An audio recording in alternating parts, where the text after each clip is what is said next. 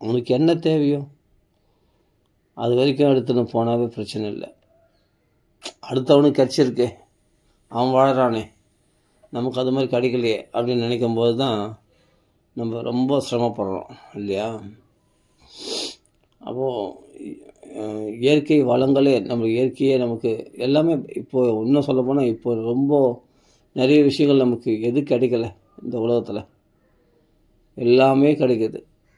எல்லா வளங்களும் செழிப்பாகவே கிடைக்கிது, அதுவும் நல்லா அதிகமாகவே கிடைக்கிது. அப்படின்னும் போது இப்போ எல்லோரும் கஷ்டப்படுறவங்களாம் கிடையாது. நிறைய பார்த்தா எவ்வளோ நன்மைகள் இருக்குது, இயற்கை வளங்களே நம்மளுக்கு அனுகூலமாக இருக்குது. அப்படின்னும் போது நம்ம அதை பற்றி அத்தியாவசிய தேவை பற்றி கவலைப்பட வேண்டிய அவசியம் இல்லை. என்ன தேவை அப்படின்னா ஆத்ம லாபத்தை சம்பாதிக்கிறது தான் ரொம்ப ரொம்ப முக்கியம். அவசியதாம் ஆத்ம தத்துவம் கிரகேஷு கிரகமேதினாம். இந்த ஆத்ம லாபத்தை முக்கியமாக நினைக்காதவங்களுக்கு ஆயிரக்கணக்கான விஷயங்களில் அவங்களுக்கு ஈடுபடுறதுக்கான விஷயங்கள் இருக்குது. அவர்களுக்கு அது போல் கடமைகள் இருக்குது, அவர்களுக்கு பொறுப்புகள் இருக்குது, அவர்களுக்கு பிரச்சனைகள் இருக்குது. அவர்களுக்கு அதுதான் தர்மம், அது ஸ்வதர்மம். தன் குடும்பம், குழந்தை எல்லாமே பட்டுதல் நிறைய வளர்த்துட்டா அதுக்கு அதை பட்டுதல் வளர்த்து கொண்டு அவருடைய தேவைகள்லாம் பூர்த்தி பண்ணுற தேவைகள்லாம் அத்தியாவசிய தேவைகளாக அவர்கள் நிர்பந்தப்படுத்தி அதில் ஈடுபடுகிறார்கள். ஆனால் ஆத்மவித் சம்மத பும்சாம் சோதவியாதிஷு எப்பரக. அப்போது ஆத்மவித்துக்களுக்கு சம்மதமானது எதுனா ஒரே ஒரு உயர்ந்த விஷயம் எதுன்னு கேட்டால் பகவானை தெரிஞ்சுக்கிறது மட்டும்தான். நான் யார், இந்த உடலா, நான் ஆத்மாவா, நான் உண்மையிலே எனக்கு மேலே ஒரு சக்தி இருக்குது, அது யார், அந்த சக்திமான் யார், எப்படி இதெல்லாம் நடக்கிறது, ஏன் இப்படிலாம் நடக்கிறது, ஏன் எனக்கு துன்பங்கள் வருது அப்படின்னு தனக்குள்ளே எப்போ யோசிக்க ஆரம்பிக்கிறானோ அன்றைக்கி இந்த மாயை அவனை விட்டு விலகிடுமா. இது ஜிக்ஞாசுன்னு பேர். எப்போ நான் யார் அப்படின்னு தான் யாருன்னு உணர ஆரம்பிக்கிறானோ, ஆலோசிக்க ஆரம்பிக்கிறானோ, அப்போ அவன் விழித்து கொண்டான். இப்போ அவன் அஜ்ஞானத்தில் இல்லை, அவன் இப்போ ஜாக்கிரதை ஆகிட்டான், தூக்கத்தில் இல்லை, இப்போ எழுந்துக்கிட்டான், அஜ்ஞானமோட தூக்கத்தில் எழுந்துட்டான். எப்போ நீ யாருன்னு கேட்க ஆரம்பிச்சியோ, நீ யார்ரா நீ அப்படின்ட்டு தன் மனசை கேட்கணுமா. நீ யார், என்னை ஏன் இப்படி ஆட்டி படிக்கிற, உனக்கு என்ன வேணும், என்னை ஏன் இப்போ பலவிதமான ஆசைகளால் கோபங்களை என்னை அழகடிக்கிற, இவர்கள் எதிரிகள், அவர்கள் நண்பர்கள், இவர்கள் உறவினர்கள் என்று ஏன் எனக்கு சொல்லி கொண்டு இருக்கிற, நீ யார் அப்படின்ட்டு நீ யாருன்னு கேட்க ஆரம்பித்தாவே அவ்வளோதான், முடிஞ்சு போச்சு கதை. அவன் ஃபுல் ஸ்டாப் வச்சிடும், உன் மனம் அலைப்பாயத்து நின்றுடும். அப்போ அந்த கேள்வியிலேயே மனசு செலுத்தணும். இதெல்லாம் எதனால் நம்ம மனசுக்குள்ள இந்த பிரச்சனைகள்லாம் வருது, ஏன் இதெல்லாம் எப்படி ஃபார்ம் ஆச்சு, மனசால் தானே துன்பத்தை அனுபவிக்கிறோம், உடலால் இல்லையே. உடம்புல அடிப்பட்டால் கூட உணர்வு இருந்தால் தான், அந்த உணர்வுன்றது மனசு, அந்த உணர்வுகள் மூலமாக தான் நம்ம துன்பங்கள். உடம்புல அடிபட்டால் கூட, ஒரு சின்ன தீ காயப்பட்டால் கூட சுரியல்னா அது மனசு அங்கே இருக்குது. அதான் நம்ம உணர்வுகள் அங்கே செயல்படுது. அது உணர்வு இல்லாத ஒரு கட்டையில் அது தீ காயப்பட்டால் நம்மளுக்கு எரியுது இல்லையே.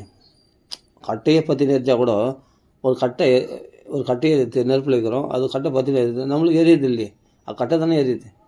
அது மாதிரி தேகத்தை கழட்டி, தேகத்தில் உணர்வுகள் இல்லைன்னா அப்புறம் அது மரக்கட்டை தானே. அப்போ அதில் பாதிப்பு தன்னை பாதிக்காது. அதற்குள்ள உணர்வு பரவி இருக்கிறதுனால தானே, நம்ம ஆத்ம உணர்வு பரவி இருக்கிறதுனால தானே எங்கேயோ ஒரு மூலையில் அப்படியே ஒரு விரலில் சின்ன காயப்பட்டால் கூட உடனே சுரியல்னு நம்மளுக்கு வலிக்குது.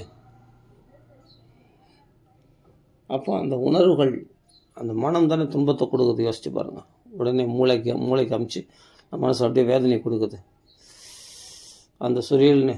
யோசிச்சு பாருங்கள். அப்போது இந்த உடம்பு அனுபவிக்கிறது தான், இல்லாட்டி நம்ம ஆத்மா அனுபவிக்கிறதான்னு கேட்டால், இந்த உடம்புக்கும் ஆத்மாவுக்கும் லிங்காக இருக்கிற அந்த மனசு தான் இந்த அனுபவத்தை கொடுக்குது. அப்போ இந்த மனசு முதல் வெட்டி எறியணும். இந்த மனசை எப்படி வெட்டி எறியுது, அதுக்கு தான் பக்தி மார்க்கம் சொல்லப்பட்டிருக்கு, அதுக்கு தான் நாம சங்கீர்த்தனம், அதுக்கு தான் பாகவத பாராயணம் அப்படின்லாம் நமக்கு பெரிய பெரிய விஷயங்களை சுலபமாக நமக்கு கொடுத்துருக்காங்க மகாத்மாக்கள்.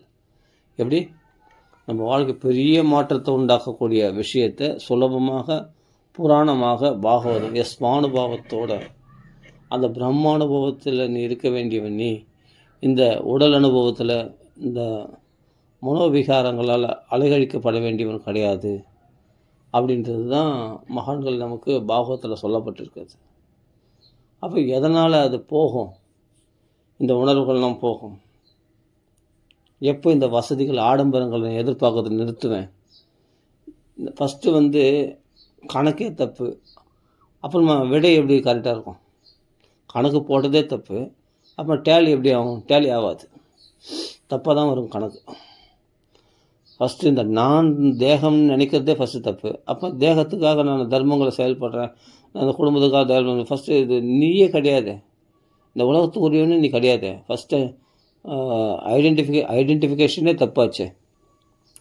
நீ ஆத்மாவாச்சு, இந்த உடம்பே கிடையாது. அப்புறமா தான் நீ உடம்புக்குரிய தர்மங்கள், குடும்பத்துக்குரிய தர்மங்கள் அப்படின்னு நீ சொல்கிறதெல்லாம் அது அப்புறப்பட்ட விஷயம். ஃபஸ்ட்டு இதுவே தப்பு, அப்புறம் மற்றதெல்லாம் தப்பாக தான் போகும், எல்லாமே தப்பாக தான் போகும். அப்போது ராங் கனெக்ஷன், ராங் ஐடென்டிஃபிகேஷன் எல்லாமே தப்பு. அப்புறமா எப்படி இருக்கும்? ரிசல்ட் எப்படி இருக்கும்? அதுவும் ராங்காக தான் இருக்கும். மரணம், அதான் ரிசல்ட்டு. எதுக்காக ஓடி ஓடி உழைக்கிறேன்னா ஒரு நாள் சாகிறதுக்காக. அப்போ ரிசல்ட்டு ராங்காக இருக்குது. ஆமாம், ஏன்? ரிசல்ட்டு மோட்சம் இல்லாத நான் அடையணும், மறுபிறப்பு இல்லாத மோட்சம், நான் நித்தியமாக வாழணும். அப்போது அதுக்கு நீ கணக்கு சரியாக போடணும்.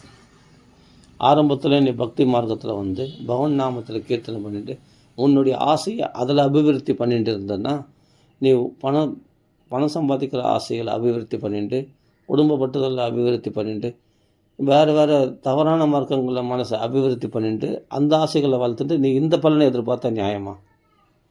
நித்தியமான வாழ்வுக்கு எந்த ஆசைகளை வளர்த்துக்கணுமோ அந்த ஆசைகளை வளர்த்துருந்தால் தான் நம்மளுக்கு நித்தியமான பலன் கிடைக்கும். அனித்தியமான விஷயங்களுக்குரிய ஆசைகளை வளர்த்துட்டு அப்போது ரிசல்ட் அனித்தியமாக தானே கிடைக்கும். அழிவு தானே அது முடிவு. யோசிச்சு பாருங்கள். இப்படி தானே பல பிறவிகளில் ஏமாந்து போகிறோம். அப்போது இதெல்லாம் நம்மளுக்கு அருமையாக பாகவதம் நமக்கு இதெல்லாம் கண்ணை திறந்து விட்ட மாதிரி நமக்கு சொல்லியிருக்கு. சுகாச்சாரியா சொல்கிறார், ஆத்மவித் சம்மத பும்சாம், ஆத்மவித்துகள், ஆத்ம ஞானிகள், ஆத்மாவை அறிந்தவர்களுக்கு சம்மதமானது நீ கேட்ட கேள்வி. யாருன்னா, நான் என்ன செய்யணும், நான் எதை ஜெபிக்கணும், நான் யார், அது தெரிஞ்சுக்கணும் அப்படின்றதெல்லாம் இது மாதிரி கேள்விகள்லாம் சபாஷ் உனக்கு விழிப்புணர்வை ஏற்படுத்துகிறது அப்படின்னு தெரிஞ்சுக்கணும். நான் இந்த சூழ்நிலையில் இருக்க வேண்டியவனே கிடையாது, நான் இப்படிப்பட்ட நிர்பந்தமான சூழ்நிலையில் இப்படிப்பட்ட சம்சாரத்தில் நான் பாதிக்க வேண்டியவனே கிடையாது, என் நிலையே வேறும் அப்படின்ற அந்த உயர்ந்த நிலைக்கு போயிடணுமா. அந்த உயர்ந்த பரனா உயர்ந்த நிலை. இங்கே தான் சுகாச்சார சொல்கிற உயர்ந்த நிலை அது. ஆத்மாவே சம்மத பும்சம் சோதவியாதிஷு எப்பரக, கேட்க வேண்டியது எந்த உயர்ந்ததோ அந்த விஷயத்தை தான் கேட்கணும். உயர்ந்த விஷயங்களை கேட்டால் நம்ம மனசு உயர்ந்த நிலைக்கு போகும். அல்ப விஷயங்களை கேட்டால் மனசு அல்பமாக தான் போகும். அல்ப விஷயங்களில் மனசு களங்கம் அடையும், உயர்ந்த விஷயங்களில் மனசு பரிசுத்தமாகும், அந்த பிரம்மானுபவம் சித்திக்கும். அதுதான் கிருஷ்ணானுபவம் சொல்கிறோம். பிரம்ம சுகானுபுத்தியா அப்படின்னு சொல்கிறோம். பிரம்ம சுகானுபுத்தியா யார் அனுபவித்தாங்க? கோபரெல்லாம் அனுபவிச்சாங்களாம். கிருஷ்ணன் கூட விளையாடுறவங்களாம் அந்த பிரம்ம சுகானுபவத்தை அனுபவிச்சாங்களாம். இத்தம் பிரம்ம சுகானுபுத்தியா. அப்போது விளையாட்டு பசங்களாக இருக்கிற அவர்கள் அந்த கிருஷ்ணனை தொட்டு விளையாடும்போது பிரம்ம சுகானுபவத்தை அனுபவிச்சாங்களாம். அப்போது இது சுகாச்சாரியர் அழகாக சொல்கிறார் பரிஷத்துக்கு. அப்போ நம்ம இந்த உலகத்தில் வாழறதுக்கு நம்ம பட்டுதலில் இது என் சொத்து, என்னுடைய பணம், என்னுடைய குடும்பம், என்னுடையது அப்படின்னு, இது என்னுடைய நாடு, அப்படியே விரிந்து போகிறது. இது என் ஊர், இது என்னுடைய ஸ்டேட்டு, இது என்னுடைய நாடு அப்படின்ற ஒரு பட்டுதல் அதிகமாகி பெரிய பட்டுதல் என்னன்னா அப்படியே நம்மளுக்கு இந்த உலகத்தை விட்டு வெளியே வர மனசே இல்லை. அந்த அளவுக்கு நம்மளுக்கு பட்டுதல் அதிகமாகுது. அப்படி அபிமானம் அதிகமாகி அதனால் என்ன நிம்மதி கண்டோம்னா பயங்கரமான பட்டுதல்னால் அதிகமான துன்பங்களை தான் அனுபவித்தோம். அதுக்கு தான் பாகவதம் வருது. சுல்ல சுகாய துக்கம் மகத்கதானாம். அற்பமான சுகத்துக்காக அதிகமான துக்கங்களை அனுபவிக்கின்ற இவர்களை விடுவிப்பதற்காக தான் ஸ்ரீமத் பாகவதம் என்ற புராணம் நமக்கு வியாசர் எழுதினாராம். இதனால் இவர்கள் உயர்ந்த சௌக்கியத்தில் வைக்கணுன்றதுக்காக தான். அவருடைய பரந்த மனநோக்கத்தை பாருங்கள். நிச்சயசாய லோகசிய, உலகத்தில் எல்லாரும் மோட்சத்துக்கு போயிடணுமா. லோகசிய, லோகத்தினா உலகத்தில் எல்லாரும் நிச்சய மோட்சம் அடையணுமா. அந்த நிச்சயத்தை அடையிறதுக்காக தான் இந்த பாகவத புராணத்தை எழுதினாராம். சஸ்தியஸ்து, அவர்கள் மங்களம் ஏற்படணும் அவர்கள் வாழ்க்கையில் அப்படின்ற பரந்த மனநோக்கத்தோடு தான் வியாசாச்சாரியர் இந்த பாகவதத்தை எழுதினாராம். பாகவதம் மட்டுமே எழுதினார், 18 புராணங்கள் எழுதியிருக்கார்.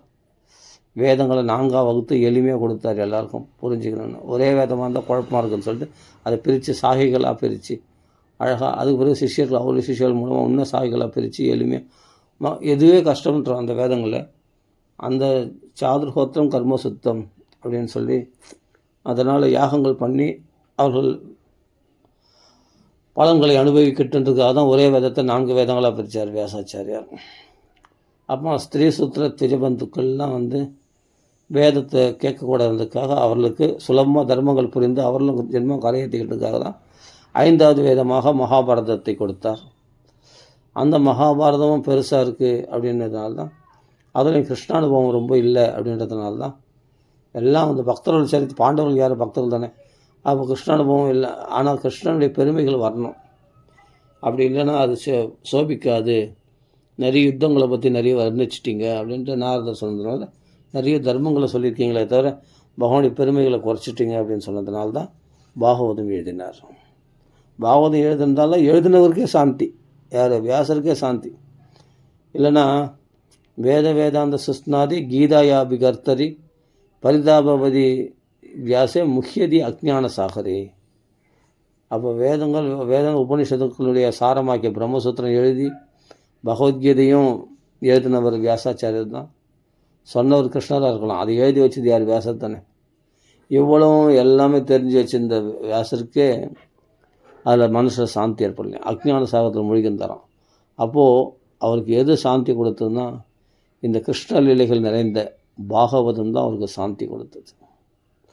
அப்போ வியாசருக்கே சாக்ஷாத் பகவான் வியாசாய விஷ்ணு ரூபாய வியாசரூபாய விஷ்ணுவே ததோவை பிரம்மநிதியோ வாசிஷ்டாய நமோ நமக அப்படின்னு சொல்கிறோம். அப்படியேப்பட்ட வசிஷ்ட சக்தி, சரி ஓகே, அந்த வழியில் வந்த பராசருடைய புத்திரராகிய வியாசாச்சாரியாரே விஷ்ணுடைய ரூபந்தான். அவரே பகவானுடைய அம்சாவதாரம். அவருக்கே அஜ்ஞானம் உண்டாயிடுச்சுன்னு சொன்னால் நம்மளாம் எந்த மூளைக்கு, நம்மளாம் அஜ்ஞானத்திலே இருக்கிறோமே, நம்ம நிலைமெல்லாம் யோசிச்சு பாருங்க. அப்போ நம்ம துன்பப்பட மாட்டோமா? வியசன சாகரே, அதாவது என்னென்னா துன்ப கடலில் மூழ்கியிருந்தாராம். முக்கியதி அஜ்ஞான சாகரே, அறியாமை கடலில் மூழ்கியிருந்தாராம். அவள் அறியாமை கடலில் மூழ்கிறது துன்பம் தான் இருக்கும். அவருக்கு எதனால் சந்தோஷம் உண்டாச்சுன்னா பகவத் லீலைகளை எழுதின பிறகு தான், அப்படின்னு நாரதர் அறிவுறுத்தின பிறகு தான் அது எழுதுகிறார். அப்போ இந்த பாகவதத்தினுடைய முக்கியத்துவத்தை நம்ம தெரிஞ்சுக்கிட்டோன்னா, இப்போ இந்த பாகவதம் இல்லை அப்படின்னா தனிமையில் சில பேர் என்ன பண்ணாங்க, நாங்கள் ஆத்மா வேறு, அதாவது நேத்தின்னு நாங்கள் உணர ஆரம்பிக்கிறோம், நாங்கள் அகத்தாய்வு பயிற்சி அப்படின்னு சொல்லுவாங்க. எது சத்தியம் அப்படின்னு உணர்றது. அவங்களாம் என்னென்னா வறண்ட ஒரு வேதாந்தத்தை பேசினிருப்பாங்க, வரட்டு வேதாந்தம்.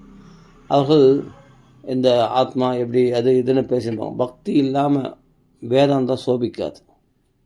என்ன தான் நீ வேதாந்தங்களை பேசினாலும் அந்த ஞானம் தான் அனுபவத்துக்கு வராது. பேசலாம், இந்த தேகம் நான் இல்லை, அது ஆத்மா நான், இது அப்படிப்பட்டது இப்படியாப்பட்டதுன்னு புகழ்ந்து பேசும்போது அது கேட்கறதுக்கே நல்லாயிருக்கும். ஏன்னா ஆத்ம ஞானம் இல்லையா, அது நம்ம கேட்கும்போதே ரிலீஃப் கொடுக்கும், நம்மளுக்கு மனசில் ஒரு சாந்தி கொடுக்கும், இல்லைன்னு சொல்ல வரல. ஆனால் அனுபவத்துக்கு வராது. அது அனுபவத்துக்கு வரணும்னா பக்தி தான்.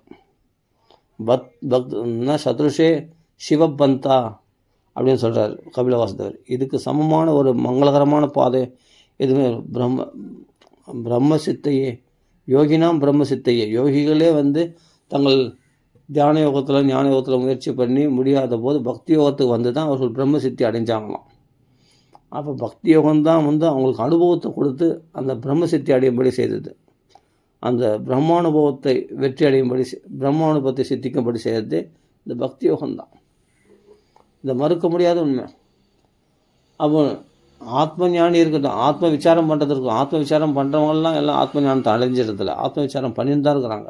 எவ்வளோ உபநிஷதங்கள்லாம் படித்து எல்லாமே வேதாந்தத்தை பற்றி நிறைய பேசுகிறாங்க. ஒருத்தர் பார்த்தா உள்ளது 40 ரமண மகரிஷி அதை பற்றி நல்லா பேசுவார், சூப்பராக இருப்பார். நிறைய அருமையாக ஒரு மடத்தில் பேசியிருந்தாங்க, பார்த்துருக்கேன், கேட்டிருக்கேன். அந்த உள்ளது 40 நல்லாயிருக்கும், அனுபவமாக இருக்கும், சூப்பராக இருக்கும். எல்லாம் ஓகே. அதுக்கு விளக்கம் சொல்லும்போது ரொம்ப நல்லாயிருக்கு. ஆனால் அடுத்த நிமிஷம் பசி தாகத்தினால அதுக்கப்புறம் பார்த்தா எல்லா துன்பங்களாலையும் பாதிக்கப்படுறான். அப்போது அவ்வளோ விஷயம் கேட்டு பிரயோஜனம் இல்லையே, அனுபவத்துக்கு வரல. ஆனால் கிருஷ்ணானுபவத்தில் பிரத்யக்ஷமே விதர்சிதம். நீ நாம சங்கீர்த்தனம் பண்ணால் அனுபவமாக இருக்கும், கிருஷ்ண கதைகளை கேட்டால் அனுபவமாக இருக்கும், பாகவத பாராயணம் பண்ணால் அனுபவமாக இருக்கும், கதைகளை பேசினாவே அனுபவமாக இருக்கும்.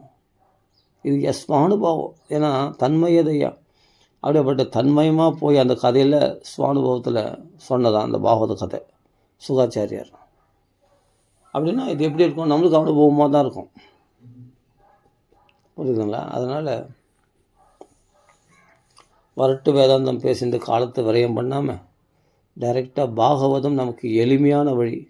ஒரு டைமில் இந்த பாகவதம் தெரியாத போது நான் மெடிடேஷன் தான் பண்ணியிருந்தேன், தியான யோகம் பண்ணியிருந்தேன். தியானத்தினால நல்ல சிறந்த ஞானம் வந்தது. அப்போ ஞானத்தினால ஆத்ம விசாரம் பண்ணேன், எல்லாம் பண்ணேன். ஆனாலும் ஏதோ எங்கேயோ ஒரு குறையாகவே இருக்குது. நம்ம தியானம் பண்ணுறோம், ஆத்ம விசாரம் பண்ணோம், எல்லாம் நல்ல விஷயந்தான். மனசை வந்து பட்டுதலற்ற ஒரு தூய்மையான மனசு உண்டாகுது, கரெக்டு, எல்லாம் சரியாக தானே இருக்குது. அப்புறமா நம்மளுக்கு என்ன ஒரு குறையாக இருக்குது, ஏதோ ஒரு குறையாக இருக்குது, எங்கேயோ ஃபெயிலான மாதிரி இருக்குது. அது மாதிரி தான் இவர் வியாசாச்சாரியார் பகவத்கீதையெல்லாம் எழுதிட்டு எல்லாமே ஆத்மவிசாரத்தை, அது இன்னும் ஹை லெவல். பகவத்கீதை வந்துட்டாவே ஹை லெவல் தான். இந்த தனிமையில் ஆத்ம விசாரம் பண்ணுறது காட்டிலும் நீ உபநிஷத்துக்கள் படித்த இல்லாட்டி யாரோ மகாத்மாக்கள் உபதேசத்தை கேட்டு ஆத்ம விசாரம் பண்ணுறது காட்டிலும் டைரெக்டாக சாஸ்திரத்து பகவத்கீதை வந்து அது பெரிய விஷயம். ஆனால் அந்த பகவத்கீதையை விட வசதி பாகவதம். அதுக்காக சொல்ல வரேன். அதுக்கே வரமாட்டாங்க. அவர் கிருஷ்ணன் சொன்னது தானே, அவர் மனுஷன், கிருஷ்ண மனுஷனாக வந்து சொன்னது தானே, அதை போய் பெருசாக எடுத்துப்பாங்களா? இல்லை, இதெல்லாம் வந்து உருவத்துக்கு அப்பாற்பட்ட அருவம். இந்த அருவ பிரம்மத்தில் போவாங்க. அப்போ அருவ பிரம்மத்தில் போகிறவங்க ஆராய்ச்சி பண்ணியே போவாங்க. அந்த உடல் இல்லை, இது அப்பாற்பட்ட ஒரு பரபிரம்மம் ஒன்று இருக்குது, அது கண்ணுக்கு தெரியாது, யாராலும் பார்க்க முடியாதுன்றதே அதான் மதிப்பான். அப்படி கண்ணுக்கு தெரியாமல் அதை பார்க்க முடியாதுன்றது தான் மதிப்பான் அந்த பிரம்மத்துக்கு. அந்த பிரம்மம் எல்லாத்தோட வசதி, அது கண்ணுக்கு காட்ட முடியாது. ஆனால் அது நம்மளுக்கு வந்து என்னென்னா அதிசயங்களை பண்ணும், ஆச்சரியங்களை பண்ணும் அப்படின்னு அதை பற்றி அவன் நினச்சினே இருப்பான். அது ஒரு விதத்தில் அதுவும் நல்லது தான், அந்த நிலைக்காவது வந்திருக்கானேன்னு. ஆனால் அது எதுன்னு தெளிவு கொடுக்குறது எதுன்னா பகவத்கீதை தெளிவு கொடுத்துரும். ஆனால் பகவத்கீதைக்கு வரமாட்டான். பகவத்கீதை வந்தால் பெரிய விஷயம். அப்படி பகவத்கீதையும் வந்து அதுலேயும் அவனுக்கு போதலை அப்படின்னும் போது தான் பாகவதத்துக்கு அந்த கிருஷ்ண பக்தி அனுபவத்தில் வந்தால் தான் அவர்களுக்கு அந்த அனுபவம், முழுமையான அனுபவம் ஏற்படும். நம்ம எது தேடினமோ தனிமையில், அதாவது பக்தி மார்க்கத்துக்கு வரத்துக்கு முன்னாடி எந்த ஆத்மாராய்ச்சி பண்ணமோ, இந்த நான் உடம்பு இல்லை, நான் யாருன்னு நீ யாருன்னு உன்னை கேள்வி கேளு அப்படின்னு சொல்கிறார் இல்லையா ரமண மகரிஷி. அங்கே தான் அவனுக்கு விழிப்புணர்வு ஏற்படுது, இந்த சம்சாரத்துலேருந்து வெளியே வரான். அப்போ அந்த ஆத்மாராய்ச்சி பண்ண ஆரம்பிச்சிடுறான். அப்புறம் படிப்படியாக அவனுக்குள்ளே அந்த அகத்தாய்வு பயிற்சி அவனுக்குள்ளே பண்ணி அப்போ எங்கெங்கேயோ ஆசிரமங்களுக்கு போகிறான், மெடிடேஷன் கிளாஸ் போய் அங்கே தியான யோகம் பண்ணுறான், அங்கே குண்டலினி யோகா பண்ணுறான். சில பேர் அங்கேயே நின்றுடுறாங்க. அதுக்கு மேலே வரணும். அந்த மெடிடேஷன் கிளாஸ் போய் அப்போ ஞான விசாரமான உபன்யாசங்கள்லாம் கேட்குறான். உபன்யாசங்கள் அந்த ஞான விஷயமான கேட்டால் அவங்களாம் என்னென்னா அருவத்தை பற்றியே பேசுவாங்க, கிருஷ்ண பக்தியை பற்றி பேசவே மாட்டாங்க.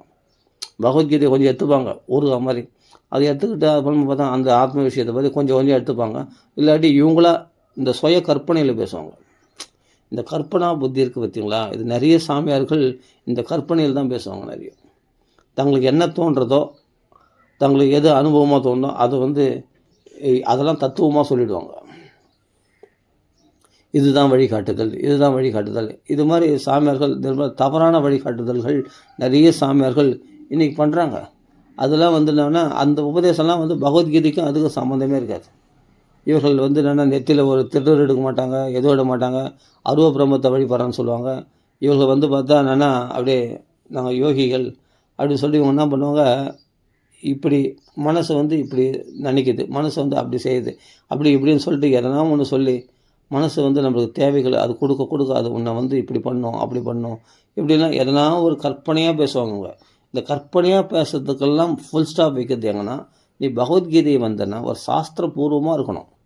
ஒரு மகான்களுடைய வழிகாட்டுதல் மகான்களுடைய வழிகாட்டுதலில் நீ போகணும். அப்போ தான் நீ வந்து தெளிவான பாதைக்கு போகிற.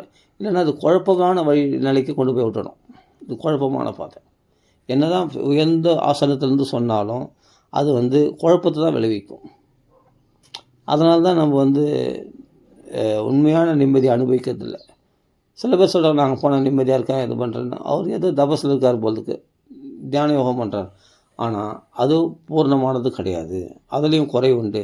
இப்போ வேதாந்தங்கள் உபநிஷத்துக்கள் எழுதிய ஒரு பூர்ணநிலை அடையலை வியாசர், பக்திக்கு வந்த பிறகு தான் பூர்ணநிலை அடையுது, அங்கே தான் முழுமை அடையுது. ஆனால் இதுவரை இந்த வேதங்கள் உபநிஷத்துக்களை இப்போ பிரதானமாக எடுத்து பேசுறதுக்கே இன்றைக்கி ஆட்கள் இல்லை தெரியுமா. நிறைய அதாவது நெத்தியில் திருநட மாட்டாங்க, எதுவும் மாட்டாங்க, அதான் சொல்லுவாங்க. அதுபோல் அருவத்தை வழிபடுவாங்க. அருவம் தான் முழுமையானதுன்னு சொல்லுவாங்க. உருவம் இல்லைன்னுவாங்க, இறைவனுக்கு உருவம் கிடையாதுன்னுவாங்க. இது மாதிரி ஏதாவது ஒன்று பேசி இல்லாத போல் அதெல்லாம் சொல்லி தங்களுடைய மனசு கற்பனையில் என்ன தத்துவங்கள் வருதோ அந்த தத்துவங்களையே பிரதானமாக வச்சுட்டு அதையே மக்களுக்கு உபதேசம் பண்ணிட்டு தவறான வழிகாட்டுதல் இதெல்லாம். இது மாதிரி இந்த பின்னாடிலாம் போகாதீங்க தயவுசெய்து. இது மாதிரி எத்தனையோ பேர் பேசுறதுக்கு நிறைய பேர் நான் யூடியூப்பில் தட்டினா நிறைய பேர் இருக்காங்க அது மாதிரி பேசுறதுக்கு. அது மாதிரி தங்கள் கற்பனையில் என்ன தோணுதோ அதை அப்படியே பேசுவாங்க. அந்த பேச்சுதல் வழிகாட்டுதல்கள்லாம் வந்து அது சாஸ்திரபூர்வமாகவே இருக்காது. இவர்கள் கற்பனையில் என்ன பேசுகிறாங்களோ அதான் தத்துவம். அதை நம்ம படிச்சுக்கணும். அருமையான வழிகாட்டுதல் இந்த சாமியார் சொல்கிறாரு. அதுக்கு விளம்பரம்லாம் கூட வருது. அப்போ இது போல் நீ எதை பணத்தை நோக்கி ஓடுறியோ உனக்கு அது வந்து இப்படி பண்ணும் அப்படி பண்ணும். இதெல்லாம் யார் கேட்டது? அதாவது கற்பனையாக பேசுகிறது உன்னை யார் கேட்டது? எந்த சாஸ்திரத்தில் எதுனா பிரமாணத்தோடு பேசணும். சாஸ்திரங்கள் இருக்க மகரிஷிகள் காட்டியிருக்கணும். நம்மளை விட லட்சம் மடங்கு கோடி மடங்கு அதிகமான ஞானம் உடையவர்கள் மகரிஷிகள், முனிவர்கள், பாகவதர்கள். அவங்களாம் வந்து பகவான் ஒரு பாகவதன் வந்து 100 சன்னியாசிகளுக்கு சமமானவன். நான் சொல்கிறேன் பக்த விஜயம் சொல்கிறது. பக்த விஜயத்தில் சொல்லப்பட்டிருக்கு ஒரு ஒரு பக்தன் வந்து ஒரு பாகவதன் வந்து 100 சன்னியாசிகளுக்கு சமமானவனா. அப்படின்னா பாருங்கள், அந்த பாகவதர்கள் வாக்கில் தெளிவான வழி சிவபந்தான தெளிவான வழி, மங்களகரமான பாதை, பக்தி மார்க்கம். நீ டைரெக்டாக இருந்து வந்துடலாமே. ஆனால் பக்திக்கு வராத வரைக்கும் இவன் எங்கெங்கேயோ ஓடுவான். பல மடங்களுக்கு பல சாமியார்கள் போய் இந்த தியானம் பண்ணுறேன், யோகம் பண்ணுறேன், ஞான விசாரம் பண்ணுறேன், ஆத்ம விசாரம் பண்ணுறேன் அப்படின்னு ஏதோ ஒரு புஸ்தகத்தை படித்து தவறான வழிகாட்டுதல்னால இவன் நெத்தியில் திருநட மாட்டான், எதுவும் விட மாட்டான், ஒரு நாமம் போட மாட்டான், திலக்கிட மாட்டான், எதுவும் பண்ண மாட்டான். உருவத்தையே அருவருப்பான். உருவன்றெல்லாம் பொய். மனுஷனாக கற்பனையாக படைச்சது தான் உருவம் அப்படின்னு சொல்கிறான், அப்படின்னு சொல்லிப்பான் இவன். ஏன்னா இவன் போகிற பாதை தப்புன்னு தெரிஞ்சுக்காது. இல்லை, இறைவனுக்கு உருவம்லாம் கிடையாது. இந்த உருவத்தை நீக்கிட்டால் அகண்டாகாரமாக அது எல்லாத்தோட பெரிய வஸ்து, எல்லாத்துலேயும் பறந்து விருந்தது, அப்படி பார்க்கணும். அப்படி பார்த்தா தான் அந்த பரபிரம்ம ஸ்வரூபம் வசதி அப்படின்ட்டு இவன் என்ன பண்ணுவான், அப்படியே ஆராய்ச்சி பண்ணுவான். அது வந்து காண முடியாதது, அது கண்ணு கெட்டாதது, இதுக்கெல்லாம் அப்பாற்பட்டது, அப்படி இப்படி அவங்களுக்கு அதிகதர தேஷாம் அப்படின்னு கீதையில் பகவான் சொல்கிறான். அப்படியேப்பட்டவங்க வந்து அந்த வழியில் போகிறவங்களுக்கு துன்பங்கள் அதிகமாகும். அதிகமான துன்பங்களில் மன உளைச்சலுக்கு ஆளாவாங்க. அவங்க மத சாந்தியாக இருக்கிற மாதிரி இருப்பாங்க, ஆனால் அவர்கள் பெரிய துன்பங்களில் போய் விழுந்துருவாங்க, அஜ்ஞானத்தில் விழுந்துருவாங்க. அது அது நம்ம கண்கூடவும் பார்க்குறோம். ஏன் சொல்ல வரேன்னா, இது அனுபவத்துக்கு கொடுக்காத ஆராய்ச்சி பண்ணுறதுனால ஒரு வரட்டு வேதாந்தம் பேசிட்டு இப்படி காலத்தை கழிப்பவர்கள் நிறைய பேர். அதுக்கு வழிகாட்டுதலுக்கான சாமியார்களும் இருக்காங்க. அதுபோல் வழிகாட்டுறவங்க இல்லாத பொல்லாத சொல்லி அது இதுன்னு ஏதாவது ஒரு கற்பனை மனசில் என்ன கற்பனை தோணுதோ அதெல்லாம் தத்துவங்களாக விதைச்சிட்டு மக்களை தவறாக வழி நடத்துகிற எவ்வளோ பேருக்கு சாமியார்கள் இருக்காங்க. அது அவங்க பின்னாடி ஏதாவது சாஸ்திர பிரமாணத்தோடு பேசுகிறாங்களா? பகவத்கீதை பாகவதம் ஏதாவது சாஸ்திர பிரமாணம் இருக்கா? இல்லை. பக்தியே உருவத்தையே ஏற்றுக்க மாட்டாங்களே, அப்போ எங்கள் சாஸ்திரத்தை ஏற்றுக்கிறது? ஆனால் சும்மா எங்கேயோ கோடிட்டு காட்டுவாங்க. பகவத்கீதையில் இது மாதிரி சொல்லியிருக்கு, ஆவணா பகவத்கீதை எடுத்துப்பாங்க. பகவத்கீதை இது மாதிரி சொல்லியிருக்கு, திருமூலர் இப்படி சொல்லியிருக்கார், ஏதோ சும்மா ஊறுகாய் தொட்டுற மாதிரி அது மட்டும் எடுத்துப்பாங்க. மிச்சம்லாம் தங்கள் அதாவது அந்த நான்ற அகங்காரம் தான் என்னுடைய பேச்சு எடுபடணும், நம்ம பேச்சு தான் அங்கே முன்னாடி இருக்கணும், நம்மளுக்கு சிஷ்யர்களாக வரணும், நமக்கு அடிமைகளாக இருக்கணும், நமக்கு நம்ம கண்ட்ரோலில் இருக்கணும் எல்லாமே அப்படின்றதுக்காக தங்கள் பேச்சுக்களை வசத்தியாக பேசுவாங்க. அது வந்து என்னென்னா அர்த்தமுள்ளதாக இருக்கிற மாதிரி கௌரவமாக புகழ்ந்து பேசிப்பாங்க. அது கிடையாது. நீ என்ன தான் உன்னை புகழ்ந்தாலும் பகவானை புகழாத வரைக்கும் நீ நிம்மதியாக இருக்க மாட்டேன். புகழறவனும் நிம்மதியாக இருக்க மாட்டான். அது சொல்கிற அந்த அவர்களை புகழ்ந்து கொண்டு இருக்கிற மக்களும் நிம்மதியாக இருக்க மாட்டாங்க.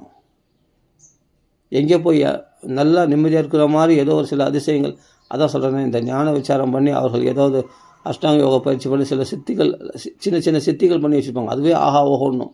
அந்த சித்திகள்னால பிறருக்கு ஏதாவது ஒரு சின்ன சின்ன அதிசயம் நடக்கலாம். ஆனால் அது வந்து சொல்யூஷன் ஆகாது.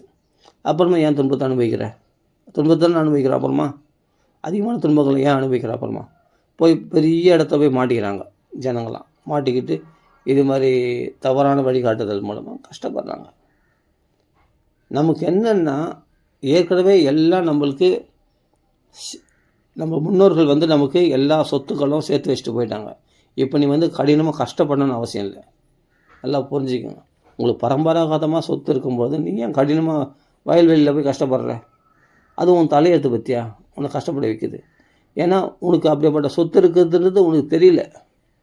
அது தெரியலன்னா அதை எடுத்து சொல்கிறதுக்கு ஆள் இல்லை. நீ பிச்சைக்காரன் தாண்டா, நீ கஷ்டப்பட்டு ஆகணும், நீ கடினமாக உழைச்சி தாண்டா ஆகணும் அப்படின்னு நீ தவறான வழிகாட்டுதல் வழியில் நீ போனேன்னா நீ பிச்சை தான் எடுத்துக்கணும், கஷ்டப்பட்டு தான் ஆகணும், கடினமாக உழைச்சி தான் ஆகணும். நீ ஆத்ம விசாரம் பண்ணுறேன், நான் அந்த விசாரம் பண்ணுறேன், இறைவனுக்கு உருவம் இல்லை, நான் அருவம் தான், நான் அப்படி போய் தேடுறேன், இப்படி போய் தேடுறேன், அந்த சாமியார் மடத்தில் அந்த சாமியார் சமாதின்னு போனால் தியானம் சித்திக்கும், சரி ஓகே தியானம் சித்திக்கும், ஆத்ம விசாரம் பண்ணுறேன் நான். இதெல்லாம் வந்து இது மாதிரி வழிகாட்டுதல் உண்மை தான், இதெல்லாம் ஓரளவுக்கு உண்மை.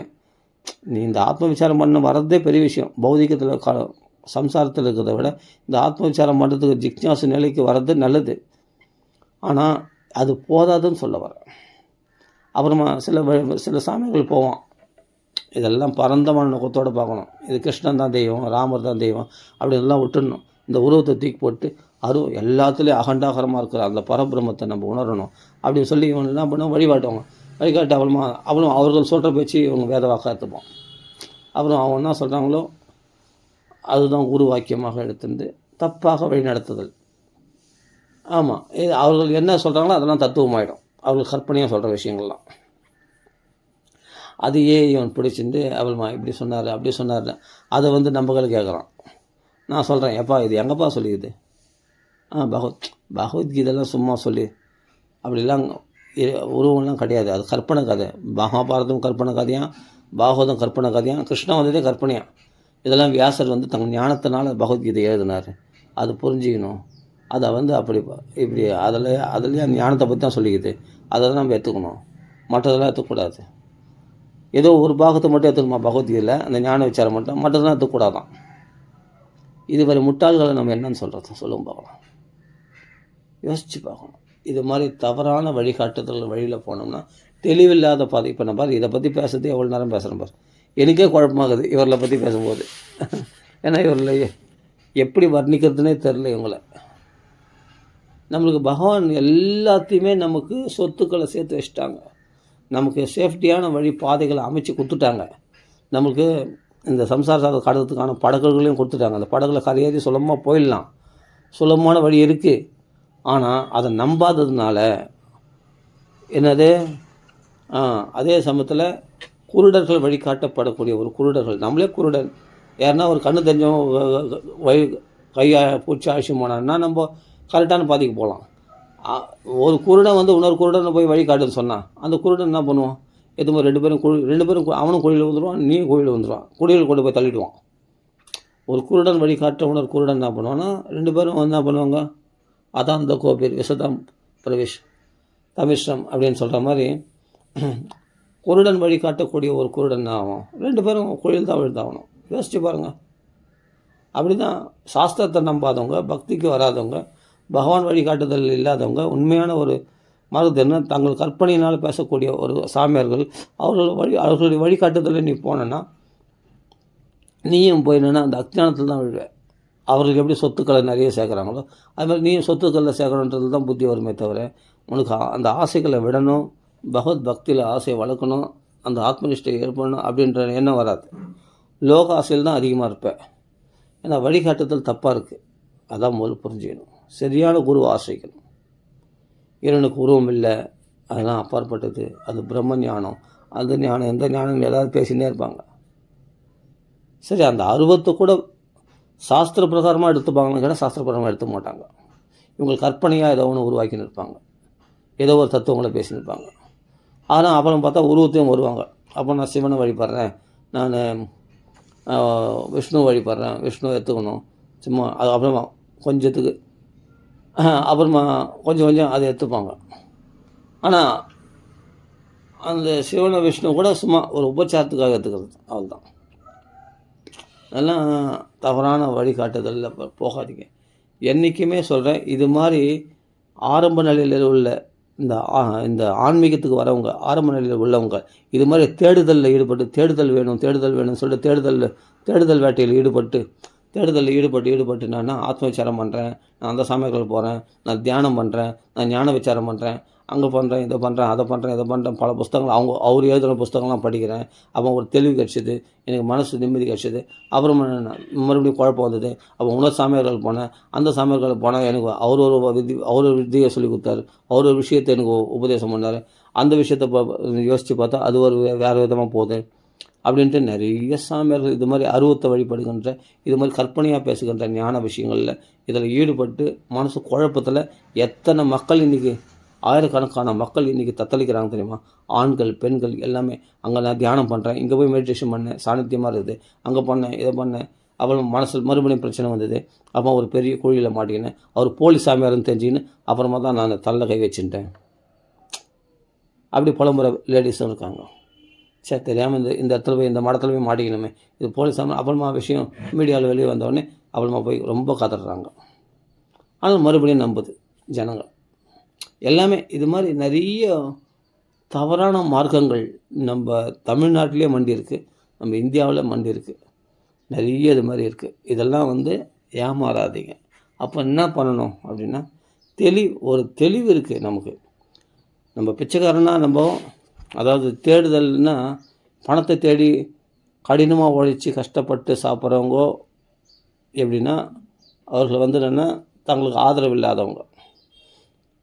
அது மாதிரி தான் நம்ம ஞான விசாரம் பண்ணுறேன், நான் ஆத்ம விசாரம் பண்ணுறேன், நான் தியானம் பண்ணுறேன், யோகம் பண்ணுறேன், நான் அந்த சமயங்கள் போல இறைவனுக்கு உருவம் இல்லை அப்படின்ட்டு இது போல் போகிறவங்கலாம் நாதன் அற்றவர்கள், அவர் காட்லெஸ், அவர் இறைவன் அற்றவர்கள், அவர்கள் இறைவனை தேடுகின்றார்கள். ஆனால் பக்தி மார்க்கத்துக்கு வந்துட்டவங்க இறைவனை அடைந்தவர்கள், இறைவனை தேடுறவங்களே இறைவனை அடைந்துட்டவர்கள் தான் பக்தி மார்க்கத்தில் இருக்காங்க. யார் பாகவதம் படிக்கிறாங்களோ, பகவத்கீதை படிக்கிறாங்களோ, நான் ராமாயணம் படிக்கிறாங்க, இவங்களாம் பகவானை அடைந்து விட்டவர்கள், பகவான் பாதுகாப்பில் இருக்கக்கூடியவர்கள். இவங்களாம் நல்லா புரிஞ்சுங்க. பகவானுடைய பாதுகாப்பில் இருக்கக்கூடியவர்கள். இவர்கள் இதை நம்புகிறார்கள் என்றால் இவர்கள் பாதுகாப்பானவர்கள். இதுதான் சரியான மங்களகரமான பாதைக்கு வந்துட்டாங்க. இவர்கள் சேஃப்டி பண்ணியாச்சு. ஏன்னா இவங்களுக்கு விஷயம் தெரிஞ்சு போச்சு, இறைவன் கிருஷ்ணன் தான் இறைவன் அப்படின்ட்டு. தான் ராமர் தான் கிருஷ்ணனாக வந்தார், ராமர் தான் பகவான் தான் அப்படின்றது பகவான் தெளிவாகி போச்சு உங்களுக்கு. இனிமேல் இவங்க தேட வேண்டிய அவசியம் இல்லை, இவங்க தெளிவு வந்துட்டாங்க. அப்போது நமக்கு முன்னோர்கள் இப்போ என்னன்னா தன் சொந்த இடத்துக்கு வந்துட்டாங்க, பெரிய சொத்துக்காரன் ஆகிட்டான். இப்போது ஒரு அப்பாவுடைய சொத்து இவன் தெரிஞ்சுக்கிட்டான். உண்மையான அப்பா விட்டு பிரிஞ்சு போய் பிச்சை எடுத்தான், யாரார்களே போய் கூலிக்கு வேலை செய்தான் அப்படின்னு என்ன பல தவறாக வழிநடத்தக்கூடிய குருமாரோட போய் ஆசிரிச்சு அவர்கள் விஷயம் ஞான விசாரம் பண்ணுறேன், நான் மெடிடேஷன் பண்ணுறேன், அதை பண்ணுறேன், இதை பண்ணுறேன்னு பிச்சை எடுத்துருந்தான். தவறான ஒரு தலைவன் கையில் போய் வேலை செய்திருந்தான், கூலிக்கு மாறடிச்சிருந்தான். ஆனால் இவன் கூலிக்கு மாறடிக்க வேண்டிய அவசியமே இல்லைன்றேன். ஏன்னா நமக்கு பெரிய சொத்துக்களாகிய பகவத்கீதை பாகவதம் போன்ற சொத்துக்களை நம்ம அப்பா அம்மா வச்சுருக்காங்க. உண்மையான அப்பா யார்? பகவான் லட்சுமி நாராயணன் தான். அவர் வச்சுருக்காரு. இங்கே வந்தால் நீ இந்த சொத்துக்களை அனுபவிக்கலாம். ஆனால் இந்த வழிகாட்டுதல் இன்றைக்கி இல்லை. இதை தெரிஞ்சுக்கிட்டால் அப்புறம் நீ பெரிய சொத்துக்காரன், நீ பெரிய பணக்காரன், நீ போய் கஷ்டப்படணும்னு அவசியம் இல்லை, கூலிக்கு மாரடிக்கணும்னு அவசியம் இல்லை, கடினமாக உழைக்கணும்னு அவசியம் இல்லை, பாடுபடணும்னு அவசியம் இல்லை, இன்னொருத்தனுக்கு நீ கை கட்டி வாய் பொத்தி இருக்கணும்னு அவசியம் இல்லை. அப்படி நம்ம பகவான் நம்மளை வைக்கவே வைக்கலை. அதுக்கு தான் நம்ம முன்னோர்கள் வியாசர் வால்மீகி போன்றவங்களாம் சேஃப்டி பண்ணி வச்சுட்டு போயிருக்காங்க. இந்த ராமாயணம் படி நீ ஆத்ம லாபத்தை அடையலாம். நீ பகவான் அடைஞ்சிட்டாவே ஆத்ம லாபத்து. ஆத்மா தன்னாலே ஆத்மா தன்னாலே அந்த பரமாத்மா அடைஞ்ச பிறகு ஆத்மா தன்னாலே அதனுடைய தேவைகள் பூர்த்தி அடைஞ்சிச்சு. ஆத்மா தன்னுடைய லாபத்தை அடைந்தாயிற்று. அதான் ஜென்ம லாப பரப்பும்சம் அந்தே நாராயண ஸ்மிருதின்னு சொல்கிறது. ஜென்ம லாபம் அடைஞ்சாச்சு. எந்த பிறகு எடுத்து அந்த ஆத்ம லாபத்தை அடையணுமோ அந்த லாபத்தை அடைஞ்சிட்டேன். இதுதான் ஆத்மவித் சம்மத பும்சாம் சோதவியாத கேட்க வேண்டியது. அந்த உயர்ந்த விஷயத்தை நீ இந்த பாகவதம் கேட்டேன்னா நீ ஆத்மலாபத்தை அடைஞ்சாச்சு. இனிமேல் தேடுறேன்னு சொல்கிற இறைவனை அடைஞ்சாச்சு. எப்போ இறைவன் கிருஷ்ணங்களை வந்துட்டியோ நீ இறைவனை அடைந்தே ஆயிற்று. இனிமேல் தேடணும்னு அவசியம் இல்லை. உனக்கு தெளிவான வழி கட்சிச்சு. இறைவன் யாரும் தெரிஞ்சு போச்சு. கிருஷ்ணன் இனிமேல் நான் இப்போது பலன் கழிச்சிட்டு பிறகு இப்போ சாதனை பண்ணுறேன். என்ன சாதனை பண்ணுறேன்? சாதனை இல்லை, அந்த நன்றி கடனுக்கு பகவானுக்கு கைங்கரியம் பண்ணுறேன். நாம சங்கீர்த்தனம் பண்ணுறது, பாகவத பாராயணம் பண்ணுறது, இதெல்லாம் அப்போ அனுபவமாக ஏற்படும். ஆனால் அனுபவமே இல்லாமல் ஆராய்ச்சி பண்ணின்னு எவ்வளோ நாள் தான் ஆராய்ச்சி பண்ணியிருப்பேன். தேடுதல் வேட்டையில் ஈடுபட்டுன்னு இருப்பேன். கண்ட சாமியார்கள் பேச்சு கேட்டுன்னு கற்பனைகளாக சொல்லக்கூடிய விஷயங்களை காதில் வாங்கினேன். ஏன் இப்படி மோசம் வர்றேன்? ஏன் இப்படி நான் தனிமையில் இருக்கிறேன்? நான் இறைவனை பார்க்கல, இறைவன் கண்ணால் பார்க்க முடியாது, அப்படி இப்படி அது ஏதோ ஒரு சக்தி அப்படி இப்படின்னு ஏன் இது மாதிரி ஒரு கூட்டுத்தனமாக ஒரு குருடனாக அலைஞ்சிட்டு இருக்கேன்? ஏன் இப்படி குருடனாக அலைஞ்சிட்டு இருக்க? இது மாதிரி குருடர்கள் சொல்லக்கூடிய பேச்சு கேட்டு நீ அவங்க பின்னாடி போகிற? 2 பேரும் குழியில் வந்து தெளிவில்லாத ஒரு மார்க்கத்தில் போய் 2 பேரும் குட்டையில் வந்து அவஸ்தை பண்ணோமா? அது தூக்கி போடுங்க. அந்த அஞ்ஞானத்தை வெட்டி எறிங்க. நமக்கு முன்னோர்கள் அருமையான வழி. நம்மளை விட நம்ம இன்றைக்கி பிறந்தோம், நம்ம அனுபவம் தான் சத்தியம் நம்ம நினைக்கிறோம். அதனால் வந்து நம்ம ஆராய்ச்சி பண்ணி நமக்கு அதை அடையணும்னு முயற்சி பண்ணுறோம். ஆராய்ச்சி பண்ணி உன்னை விட பல மடங்கு ஆராய்ச்சி பண்ண முன்னோர்கள்லாம் அதை அடைஞ்சிருக்காங்க. பகவானை தேடி பல சாஸ்திர ஞானத்தினாலையும் அகத்தாய்வை பயிற்சினாலையும் உன்னை விட மகா புத்திமான்கள் ஞானிகள்லாம் அவர்கள் தேடாத்தியா நீ தேடிட்டு போகிற? அவர்கள் தியானத்தில் ஆயிரக்கணக்கான வருஷங்களாம் தியானம் பண்ணி ஆராய்ச்சி பண்ணியிருக்காங்களே, அப்போ அவர்களாம் முட்டாள்களா? நம்ம லட்சக்கணக்கான வருஷம் ஆயிரக்கணக்கான வருஷம் தியானம் பண்ணி ஆத்ம விசாரம் பண்ணி தலைகீழெல்லாம் தொங்கி அப்படிப்பட்ட யோகாசன பயிற்சிகள் மூலமாக அன்னாகாரம் இல்லாமல் வாதாசி பர்ணாசிகளாக வெறும் காற்றையே உணவாக கொண்டு தண்ணீரே உணவாக கொண்டு வெறும் காஞ்ச புல்லையே சாப்பிட்டுண்டு சருகுகளை சாப்பிட்டுண்டு அவர்களெல்லாம் தவம் பண்ணி யோகம் பண்ணி தெரிஞ்சுக்கின விஷயத்தை நம்மளுக்கு சொல்லியிருக்காங்க.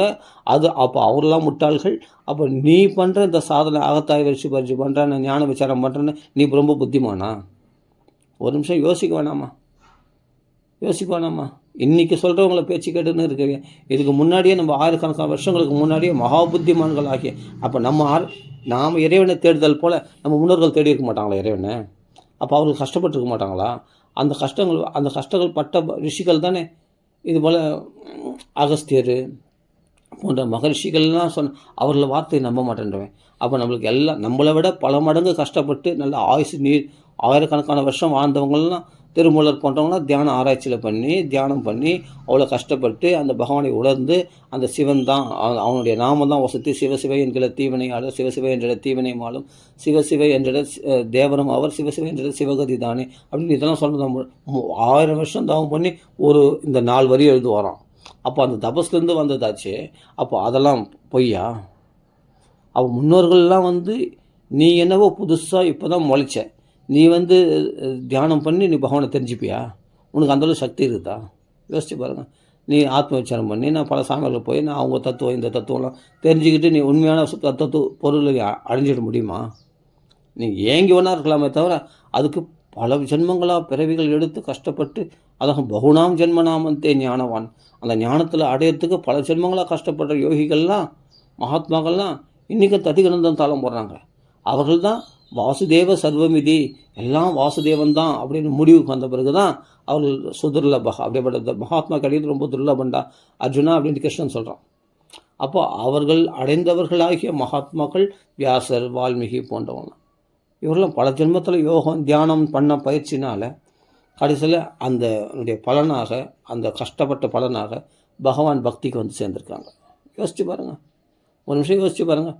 அப்போ ததிகனந்தத்தால் போட்டு அப்படியேப்பட்ட யோகிகளாலேயே பல ஜென்மங்களாக பகுஜென்மங்களாக இப்படி அநேக ஜென்ம சம்சித்தான அப்படி யோகிகள்லாம் அஷ்டாங்க யோக பயிற்சி பண்ணுறவங்களாம் பல ஜென்மங்களாக கஷ்டப்பட்டு தெரிஞ்சுக்கணும் விஷயத்த நீ என்ன புதுசாக அதை தெரிஞ்சுக்க போகிற? நீ அவ்வளோ கஷ்டப்படுவியா? அந்த கஷ்டப்படுறதுக்கு உனக்கு உடம்புல சக்தி இருக்குதா, மனசில் சக்தி இருக்குதா? நீ ஆராய்ச்சி பண்ணுறேன்னு சொல்கிறிய, என்ன ஆராய்ச்சி பண்ணுவ நீ இந்த தத்துவங்களை வச்சு? இல்லை போலி சாமியார்கள் சொல்லக்கூடிய தத்துவங்களை வச்சு, கற்பனைகளை வச்சு நீ என்ன ஆராய்ச்சி பண்ண முடியும்? நீ என்ன ஆத்ம விசாரம் பண்ண முடியும்?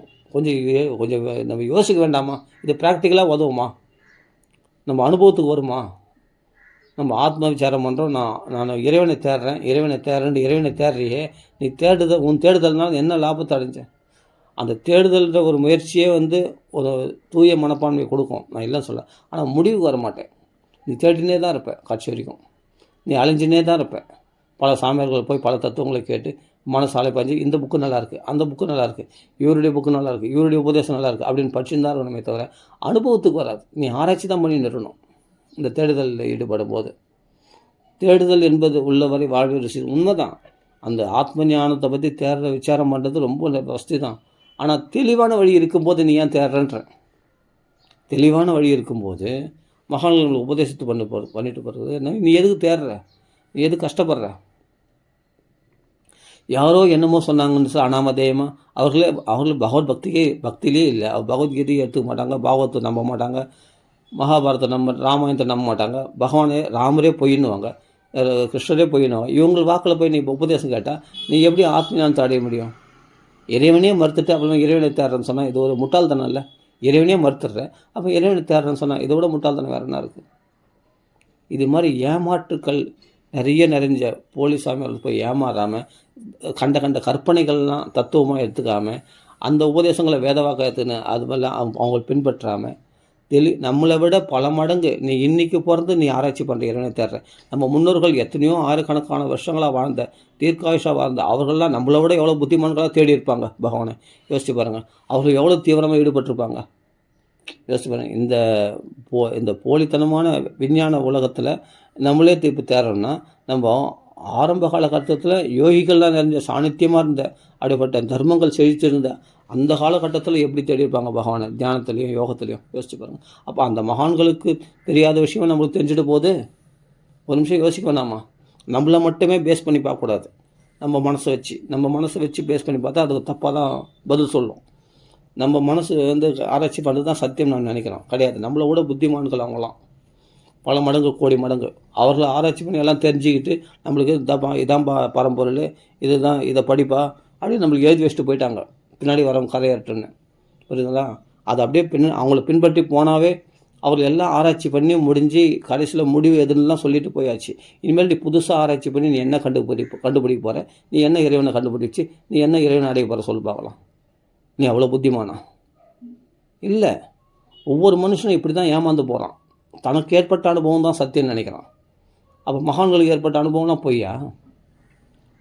நீ எப்படி ஒரு மனுஷனும் உன்னை விட பல மடங்கு புத்திசாலிகள் ஆகிய பிரம்மச்சரியத்தை கடைப்பிடிச்சி அன்னாகாரம் இல்லாமல் பசிதாகத்தை உடம்பை வாட்டி வதைச்சி அப்படி ஒரு கடுமையான யோகங்களாலையும் தியானத்தினாலும் கண்டுபிடிச்சி நம்மளுக்கு கொடுத்துருக்காங்க மகரிஷிகள்லாம்.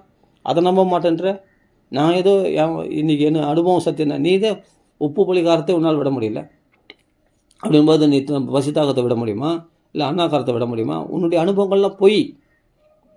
நீ சாப்பாடு இல்லாமல் உன்னால் வாழ முடியாது, மனைவி இல்லாமல் வாழ முடியாது, நீ குடும்பம் இல்லாமல் வாழ முடியாது. நீ இப்படியேப்பட்ட ஒருத்தர் டிபெண்ட் பண்ணி இருக்கிற வாழ்க்கையில் வாழ்ந்தது நீ தனியாக நான் ஒன்று சாதிச்சிடுவேன், நான் இறைவனை தேடி நான் சாதிச்சிடுவேன், இறைவனை அடைஞ்சிடுவேன் அப்படின்னு சொன்னால் இது எவ்வளோ ஒரு முட்டாள்தனம். நீயே இன்னொருத்தனை டிபெண்ட் பண்ணியிருக்கிற.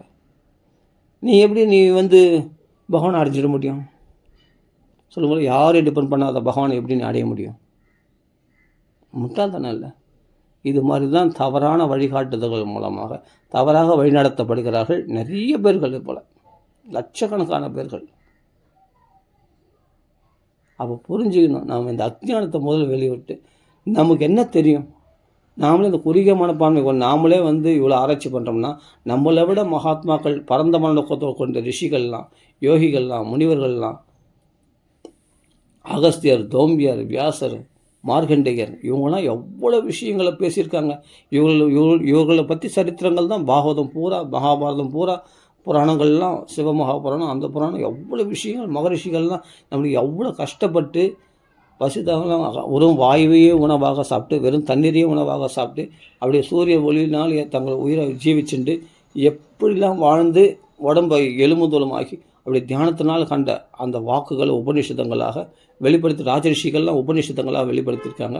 யோசிச்சு பாருங்கள் எவ்வளோ ராஜரிஷிகளால் எழுதப்பட்டது தானே 108 உபநிஷத்துக்கள்லாம் முண்ட உபநிஷம். அப்போ அந்த விஷயங்கள்லாம் நம்பாமல், நாம் சாஸ்திரத்தையே நம்பாமல் நாமளாக தேடுறோன்னு சொன்னால் இது எவ்வளோ முட்டாள்தனம். இந்த குறுகிய மனப்பான்மையோடு சத்தியமாக நம்ம முழுமையை அடைய முடியாது. நம்ம ஆராய்ச்சி தோல்வி அடையும். சாஸ்திரங்களை நம்பலாம். அப்போ சகல சாஸ்திரங்களுடைய சாரமாக இருக்கக்கூடிய பகவத்கீதைக்கு வரணும். அப்போ பகவத்கீதையுடைய சாரமாக இருக்கக்கூடிய பாகவதத்துக்கு வரணும். அப்போ தெளிவான ஒரு வழியில் வந்துட்டேன்னா, ஒரு மகாண்டத்தில் வந்துட்டேன்னா, அப்பா நான் எதை தேடணும், இவ்வளோ வருஷமாக தேடி தேடி தேடி பல சாமியார்கள் போனேன், அந்த தேடுதலினுடைய பலன், அந்த முடிவு கிடைக்கல, எனக்கு ஒரு தெளிவு கிடைக்கல, நான் அலைஞ்சுன்னு குழப்பத்திலே இருந்தேன், நிம்மதி இல்லாமல் அலைஞ்சுன்னு இருந்தேன், இறைவனுக்கு உருவம் இல்லை அப்படின்னு சொல்லியிருந்தேன், நானே இறைவனுக்கு உருவம் இல்லைன்னு சொல்லியிருந்தேன். சுகாச்சாரியர் அப்படி தான் சொல்லியிருந்தாரான். நைர்குண்யாபி பரிநிஷ்டுதாபி நிர்குண பிரம்மத்தில் தான் நம்பிச்சிருந்தாரான். அப்புறமா தான் வியாசருடைய சிஷ்யர்கள் மூலமாக அந்த கிருஷ்ண கதைகள் பாகவத்துக்கு வந்தாராம். யார் சுகாச்சாரியர் அப்படி தான். அவராவது ஆத்ம அனுபவத்தில் ஈடுபட்டவர், பிரம்மனிஷ்டையில் இருந்தார். ஆனால் இன்னும் பிரம்மனிஷ்டை அந்த நிலையெல்லாம் யாரும் வர முடியாது.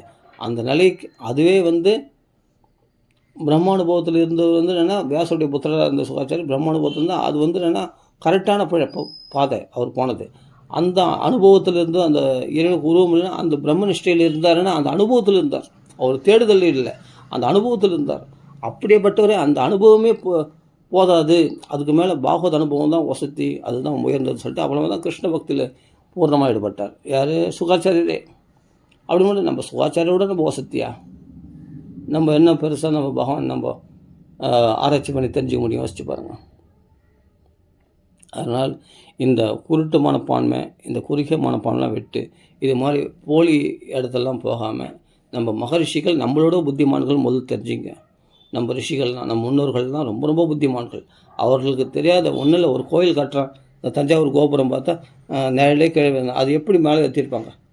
ஒரு விஷயம் சொல்கிறேன், நம்ம முன்னோர்கள்லாம் எவ்வளோ ஆராய்ச்சி பூர்வமாக நம்மளுக்கு எல்லா விஷயங்களும் பெருசு பெருசாக நம்மளோட பெரிய பெரிய சாதனைகள்லாம் பண்ணியிருக்காங்க. இன்றைக்கி சொல்கிறேன், நம்ம ஒரு அணுகுண்டு ஆராய்ச்சி பிரம்மாஸ்திரம் அன்றைக்கி. அப்போ எல்லாமே முன்னாடி எல்லாமே பண்ணியாச்சுங்க. இப்போ புதுசாக பண்ண வேண்டியது ஒன்றுமே இல்லை.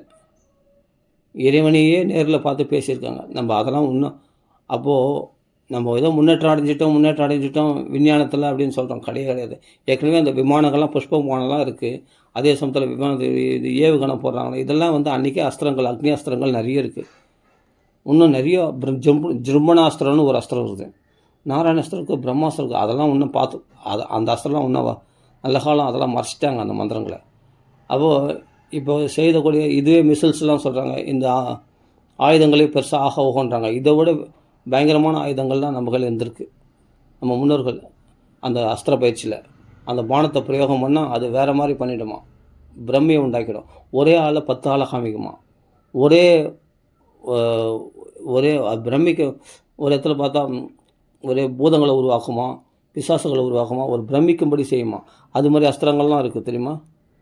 அப்போது இப்போது இருக்கிற ஆயுதங்கள்லாம் ஒன்றுமே கிடையாது. இந்த அணுகுண்டு ஆராய்ச்சி, இந்த மிசில்ஸ் இதெல்லாம் சொல்கிறோமே, இது பிரம்மோஸ் சொல்கிறோமே, இதெல்லாம் ஒன்றுமே கிடையாது. இதை விட பயங்கரமான ஆயுதங்கள்லாம் நம்ம கையில் இருந்திருக்கு, நம்ம முன்னோர்கள்களை, நம்ம ராஜாக்கள். அப்படி அதுதான் அஸ்திர வித்தியன்னு சொல்லுவாங்க. அது பிரமிக்கும்படி செய்யும், எல்லாரையும் மயக்கும்படி மாதிரி செய்யும். ஒரு சேனையே அப்படியே ஒரு மோகனாஸ்திரம் போட்டு அந்த சேனைகளே மயங்க விடும்படி செய்தார். அந்தளவுக்கு அஸ்திரங்கள்லாம் இருக்குது. மழை பெய்யக்கூடிய அஸ்திரங்கள்லாம் இருக்குது. வருணாஸ்திரம் தெரியுமா, மழை பெய்யும். ஒரு புயல் காற்று அடிக்கக்கூடிய அஸ்திரங்கள்லாம் இருக்குது.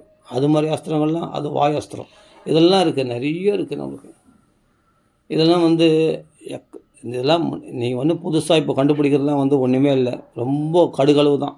ஆனால் நம்ம மலையளவு எல்லாம் சாதிச்சுட்டு போயிட்டாங்க நம்ம மகரிஷிகள்லாம், நம்ம முன்னோர்கள்லாம். நமக்கு அவ்வளோ அஸ்திரங்கள் எல்லாமே அட்வான்ஸ் டெக்னாலஜி அப்போது வந்தாச்சு. உட்காந்த இடத்துல எங்கேயோ நடக்குது, இன்றைக்கி அப்படியே டிவி டெலிகாஸ்ட் பண்ணுறேன்னு சொல்கிறாங்களே, இதெல்லாம் ஒன்றுமே கிடையாது. ஞான திருஷ்டியில் எப்போ பார்த்துட்டாங்க எல்லாத்தையும். அன்றைக்கே டெலிகாஸ்ட் ஆகிடுச்சு அவங்களுக்குலாம், ரிஷிகளுக்கெல்லாம். நீ என்ன புதுசாக கண்டுபிடிக்க போகிற? விஞ்ஞானத்தை விட இந்த மெய்ஞானம் ரொம்ப வசதி, புரியுதுங்களா? அதனால் அது எல்லாத்தோட எவ்வளோ அட்வான்ஸாக வாழ்ந்தவங்களாம் உண்டு, மகரிஷிகள்லாம். அதனால் இதெல்லாம் ஒன்றுமே கிடையாது. சரி, ஓகே. அதனால் நம்ம புதுசாக எதுவும் சாதிக்க போகிறேன், நான் இது பண்ண போகிறேன், இந்த விஞ்ஞானிகள் போல நம்ம ஏதோ ஆராய்ச்சி பண்ணுறேன், நான் வந்து மூளையை காசிக்கு பிழிஞ்சு நான் எப்படியாவது இறைவனை தெரிஞ்சுப்பேன் அப்படின்னா நல்லா மாயில் போய் மேலே மேலே உழல்றேன்னு அர்த்தம். பகவான் சிரிப்பான். எப்போ மகான்களுடைய வழிகாட்டுதல் பிரகாரமாக சாஸ்திரத்தை நம்பி அதை பின்னாடி போகிறோமோ அப்போ தான் நீ நிம்மதியாக இருக்கலாம். கிடைச்சிட்டானே பகவான், கிருஷ்ணன் தான் பகவான். ஆமாம், ராதாகிருஷ்ணன் தான் பகவான். அதில் நான் தெரிஞ்சுக்கிட்டேனே, கிருஷ்ணஸ்து பகவான் ஸ்வயம். அவ்வளோதான் சாஸ்திரம். நான் அப்படியே நம்புகிறேன், அவ்வளோதான், முடிஞ்சு போச்சு. நம்பினா நீ இவ்வளோ கஷ்டப்பட வேண்டிய அவசியம் இல்லை. ஆராய்ச்சி பண்ணுறேன், இது பண்ணுறேன். அதான் சொல்கிறேன், கூலிக்கு மாரடிக்கின்ற பிச்சைக்காரத்தில் போய் நீ வேலை செய்யணும் அவசியம் இல்லை. நீ பணக்கார விட்டு புள்ள. இப்போது எந்த ஆராய்ச்சியும் பண்ண வேண்டிய அவசியமே இல்லை. புரியுதுங்களா? அதனால் இது சுலபமான மார்க்கம், தெளிவான மார்க்கம், மங்களகரமான பாதை, சிவதம். ஆமாம், சிவபந்தா அப்படின்னு சொல்கிறார் கபிலாசர். அதே சொல்ல ஆரம்பத்திலே பாகவதம் சொல்லியிருக்கு, இது சிவதம், மங்களத்தை கொடுக்கும், தாபத்திரையும் உன்மூலனம், உன்னுடைய கஷ்டங்கள்லாம் வேரோடு பிடிங்கரிச்சிடும்,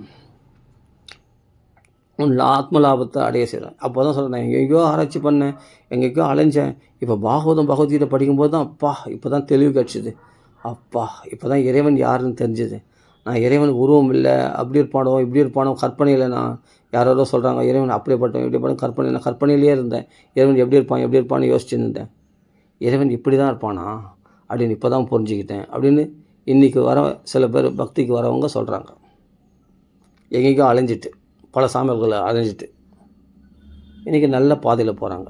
பக்தி மார்க்கத்தில் பகவான் நாம சங்கீர்த்தனம் பண்ணுறாங்க, பாகவத பாராயணம் பண்ணுறாங்க, நெத்தியில் திலகமிட்டுருக்காங்க, பார்க்கறதுக்கு அழகாக வைஷ்ணவ ட்ரெஸ்ஸில் ஜம்முன்னு கண்டி மாலை போட்டு நாம ஜபம் பண்ணிட்டு அழகாக கிருஷ்ண பக்தியில் தெளிக்கிறாங்க, கிருஷ்ண கதைகளை பேசி ஆனந்தப்படுறாங்க. அதுதான் முடிவான விஷயமே. கர்ம யோகம், தியான யோகம், ஞான யோகம், ஞான விஞ்ஞான யோகம்லாம் சொல்லிட்டு கட்சியில் பக்தி யோகத்தில் தான் முடிகிறார். மாம் ஏகம் சரணம் பிரஜ, இதுதான் முக்கியம். கிருஷ்ணனை சரணம் அடைகிறது தான் முக்கியம். அப்போ மகான்கள் வழிகாட்டுதலில் வந்துட்டேன்னு அர்த்தம். சரியான இப்போ மகான்கள் சொன்ன வழிபடி போனேன்னா இப்போ உனக்கு இறைவன் கிடைச்சிட்டான், இறைவனை சந்தோஷப்படுத்தலாம், இறைவனோட பேசலாம், பழகலாம். அப்படி இருந்தவங்க தான் துக்காராம் தாஸெல்லாம் பகவான் இடத்துல பாண்டுரங்கத்தில் நேரில் பேசினாங்க. நாமதேவர் பகவானுக்கே பால் கொடுத்தார். அப்படிப்பட்ட மகான்கள்லாம் பட்டத்திரி வந்து குருவாயூருப்பே தலையாசிக்கபடி செய்தார் தன் நாராயணன் பாடி. அப்போ இவர்கள்லாம் கிருஷ்ணனுடைய ராமரை நேரில் பார்த்தார், தியாக பிரம்ம பகவான் நாமத்தை சொல்லி. ஏன்னா இவ்வளோ முன்னோர்கள் போட்ட பாதையில் ராமநாமத்தை ஜெபின்னு சொன்னாங்க. யாரோ அவருக்கு அப்பா உபதேசம் பண்ணார். தியாக பிரம்ம அந்த ராமநாமத்தை ஜெபிச்சார், ராமரை தரிசனம் பண்ணிட்டார். துக்காராம் தாஸ் பகவானை நோக்கி பாடினார், பாண்டுரங்களை பேசுகிறாரு, பாண்டுரங்குள்ள ஆடுறாரு, பாடுறாரு, குதிக்கிறார். யார்? துக்காராம் தாசர். அப்புறம் நாவிதன் வேலை, அது இது பார்பரா போய் பகவான் வேலை செய்கிறான் ஒரு பக்தருக்கு. அந்த பக்தனோட பழகிறார், சக்குபாயோட பழகிறார், மீராபாயோட பழகிறார், பகவான் பேசுகிறாரு, பிரகலாதனோட பேசுகிறாரு, அம்பரீஷனுக்கு பகவான் நேரில் தரிசனம் ஊற்றி பேசுகிறாரு, கோபிகளோடு பேசுகிறாரு, பகவான் கோபுரோடு பகவான் நேரில் வந்துட்டான். நம்புறவங்களுக்கு பகவான் சுலபமாக கட்சிட்டான். அதான் விதூர காஷ்டாய முகக்குயோகினாம். அதுபோல் நான் ஆத்மா தேடுறேன் இறைவனை தேடுறன்றவங்களுக்கு விதூர காஷ்டாய், அவங்களுக்கு ரொம்ப தொலைவில் இருப்பானா பகவான். ஆனால் சாத்வத ரிஷபாயாம், ரிஷப சாத்வதாம் அப்படின்னு சொல்கிறார். யார்? கீதை இது சுகாச்சாரியர் சொல்கிறார், தன் ஸ்துதியில் சொல்கிறார். அது எங்கே வருது? நமோ நமஸ்தே அஸ்து ரிஷபாய சாத்வதாம் விதூர காஷ்டாய முகுக்குயோகினாம்.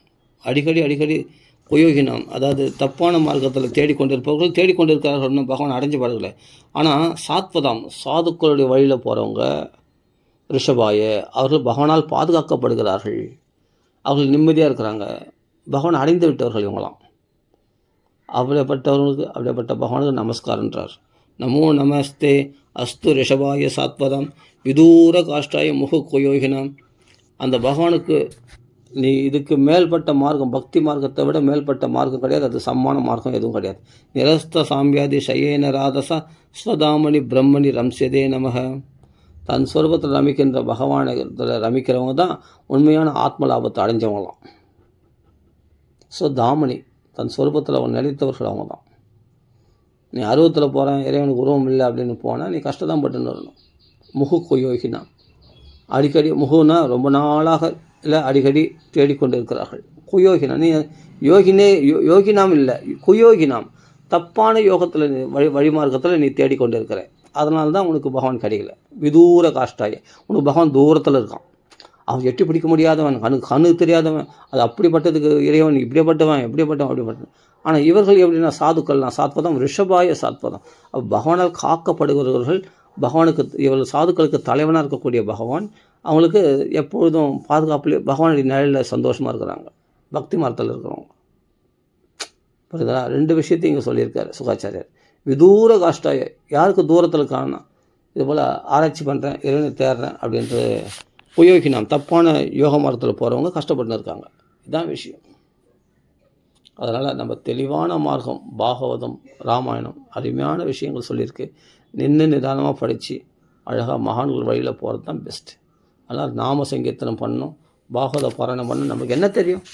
நம்மளோட பல மடங்கு கோடி மடங்கு புத்திசாலிகளாகிய, லட்சக்கணக்கு நம்மளோட அதிகமான ஞான திருஷ்டி உடையவர்களாகிய, புத்திமான்களாகிய மகான்கள் வழியில் போனால் தான் நம்ம சரியான பாதையில் போக முடியும். நாம் என்ன கஷ்டப்பட்டு நம்ம தெரிஞ்சுக்க முடியும்?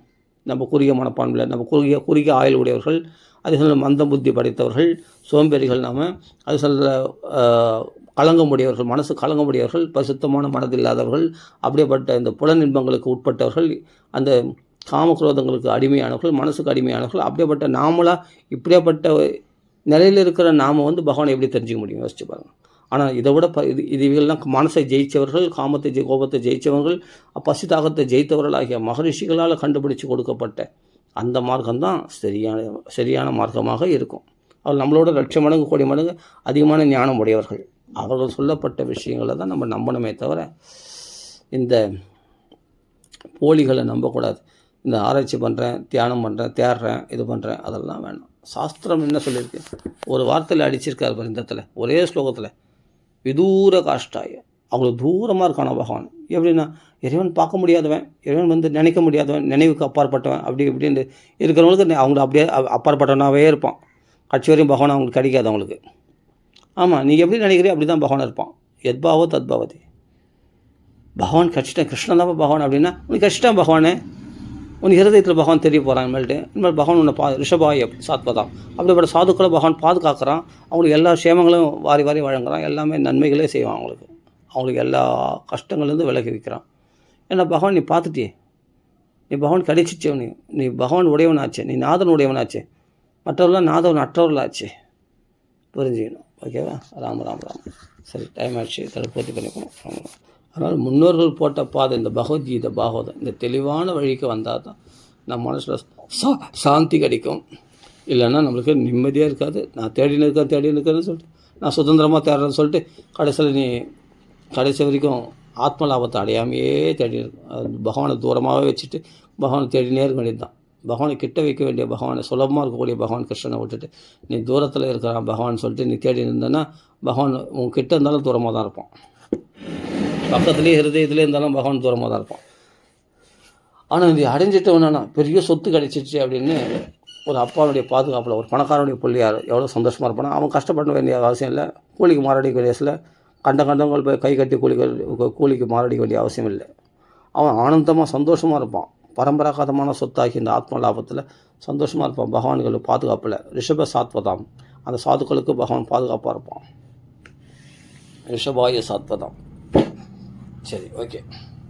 மற்றவங்களாம் தேடிக்கொண்டு இருக்கான்னு சொல்லிட்டு முகுக்கோ யோகினம், அவெல்லாம் கஷ்டப்பட்டுருந்தாங்க. அவங்களாம் விதூர காஷ்டாய், அவங்களெல்லாம் பகவான் தூரத்தில் இருப்பான். பக்தர்களுக்கு சுலபமாக இருப்பான், எளியவன். சரி, ஓகே, நம்ம பூர்த்தி பண்ணிப்போம். ராம் ராம் ராம் ராம் ராம். श्री राम की जय, श्री साधु की जय, आंजनेय स्वामी की जय. राम राम राम राम राम राम।